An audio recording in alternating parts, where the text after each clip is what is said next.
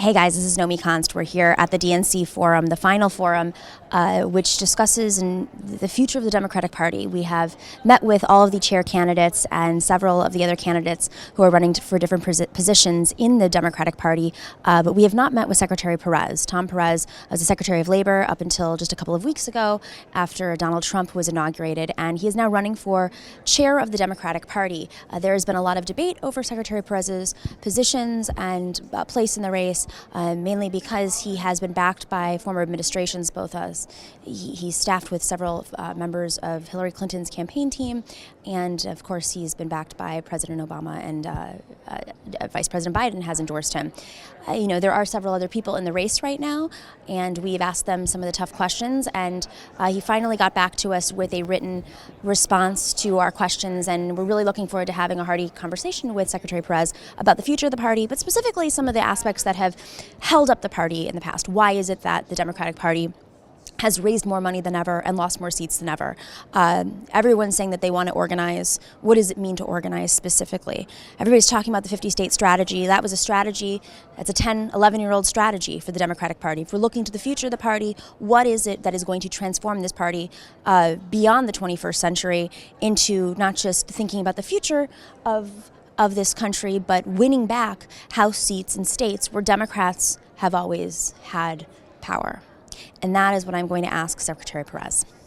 Hey, Young Turks, this is Nomi Konst. We're here in Baltimore for the last DNC Futures Forum, and we have Secretary Tom Perez, former Secretary of Labor under the Obama administration, free, living a fun life of campaigning. You didn't get much of a break. Well, it was an honor to be with the president.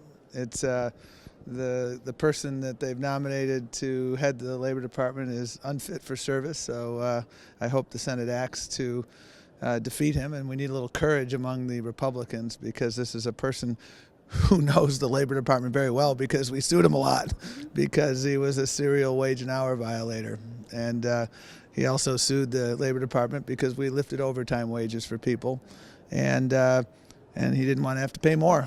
So this is the person that President Trump wants to be the steward for workers and working families, and I can't think of somebody less qualified. So I hope folks get out there in the Young Turks and call the offices of They'll show up in front.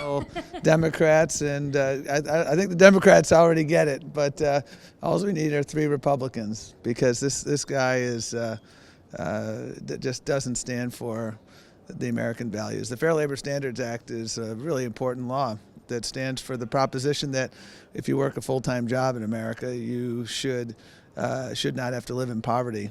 And this guy's been a poverty wage employer and proud of it. And he makes $10 million, but his workers get screwed. So, you mentioned the Democrats. You're running for DNC chair, and there are several candidates, and I've been to every forum.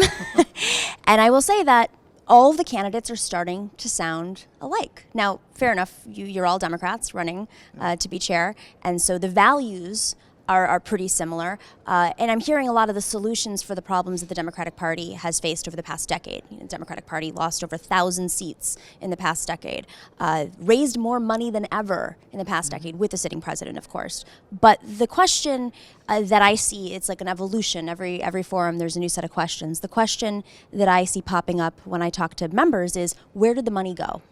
And everyone's talking about, organizing on the ground. You say organize, 50-state strategy. How is it that as DNC chair, you'll be able to ensure that the money is going to the right places?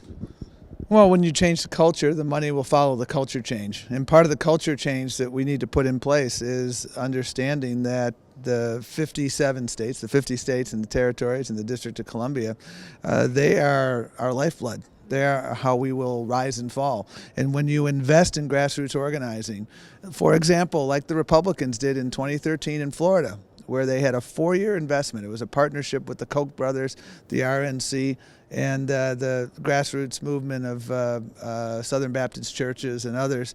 They found 130,000 voters. It was a 12-month, 4-year organizing campaign, and that's how they won Florida, this cycle. And we've got to do similar investments. So if there's a $10 million budget that used to be all going into television, we need to cut that budget of 10 million and take a substantial part of it and put it into 12-month-a-year organizing. That's how we're going to win. We stopped making house calls.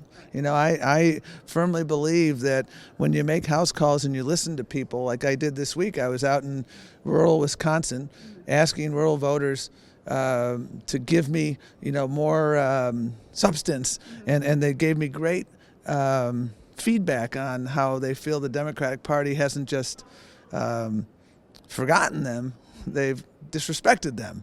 Well, they literally didn't even visit them in the general election. Yeah, no, absolutely, and that's why I got out there. We were an hour and a half east of Duluth, Minnesota, and we expected 30 to 40 people. We had somewhere in the vicinity of about 100 people because there was a lot of energy there. And we've got to learn from our mistakes. You know, and that's what culture change is about. It's about making sure that we're making investments in long-term strategies for success. And organizing has a long-term and I think a short-term return on investment. Without a doubt, every single candidate's talking about organizing. And so the future of the party seems to be, if everybody is telling the truth, based on organizing. But you mentioned ad consultants, and I think, you know, when we don't know exactly what the budget looks like, but you can do some backtracking through FEC filings. There are a couple of consulting firms that have interests in keeping the budget bloated, going towards ad consultants and, you know, polling and all these things to keep the party centralized. There's this Unity Commission coming up. One of the chairs of the Unity Commission, which is all about changing the rules of the Democratic Party, is a partner at Precision Strategies, which is a major consulting firm with the DNC. Do you think that's okay? Well, listen, I have a lot of confidence in the Unity Commission, and that was a very good compromise and a very good proposal that both the Sanders and the Clinton campaigns came to, and I'm looking forward to the results. There's a very inclusive set of folks that are going to be serving on that, and I look forward to, and I believe the incoming chair has the ability to appoint 3 members to that commission. Sure. And if I have the privilege of getting elected, I will make sure that we have 3 really good folks. And you know what? I've been involved in culture change before. If you're the chair then, and the Unity Commission's about your party, aren't conflicts of interest a concern? If you're going to change the culture on the ground, how do you change it without banning these conflicts of interest who want to keep the party bloated? Well, but I mean, I don't. You know, when you say that someone wants to keep the party bloated, I don't know. The people that I talk to want to build a Democratic Party that works for everyone. And so I think there's a groundswell of understanding that we need to transform the culture of the party. And I think, you know, the folks who are running the Unity Commission, there's going to be a lot of different perspectives that are put to bear. That's exactly what we want. Because including consultants?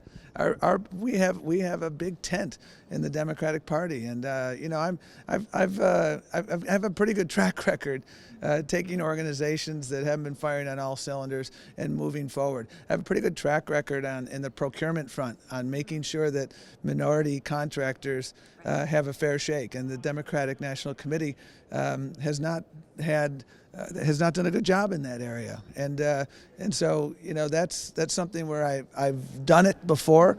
I can do it again. I have a really good track record on making sure that the staff in places where I've worked reflects the diversity of the community. That's part of culture change, and we've hired the best and the brightest where I've been, and they've been really diverse. And so we will do that.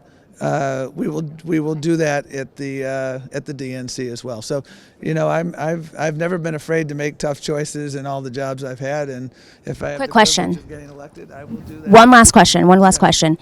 This is about unity, right? Who out of the Bernie Sanders world of the surrogates is supporting you?